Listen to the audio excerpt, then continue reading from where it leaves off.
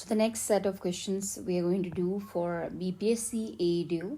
The first question follows: who among the following is considered the founder of the British Empire? So actually, which Governor General is considered the founder of the British Empire? So here the answer would be Robert Clive.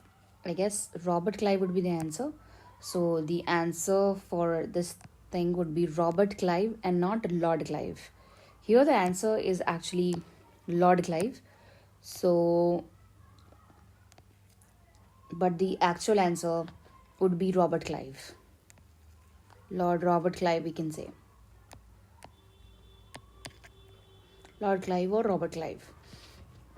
Which treaty was signed after the Battle of Buxar? So we know that the Battle of Buxar was fought in the year 1764 between the forces of British and the three alliance of Indian rulers.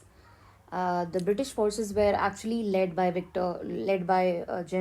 General Hector Munro, and in the British alliance and in the Indian alliance we had rulers like Mir Qasim, then the Nawab of Awadh Shah Suja, and the Mughal Emperor Shah Alam II. So, which treaty was signed after the Battle of Buxar? So, it was actually the Treaty of Allahabad, which was signed in the year 1765. So, here it was signed in the year 1765, right? So, now, who was appointed the Deputy Diwan of Murshidabad? So, who was appointed as the Deputy Diwan of Murshidabad by Robert Clive after the Allahabad Treaty? Allahabad Treaty के बाद किसको Deputy Diwan बनाया गया मुर्शिदाबाद का? किसने बनाया? Robert Clive ने. So it was actually Muhammad Raza Khan, if I'm not wrong. Muhammad Raza Khan, who was selected as the Deputy Diwan of Murshidabad by Robert Clive after Allahabad Treaty.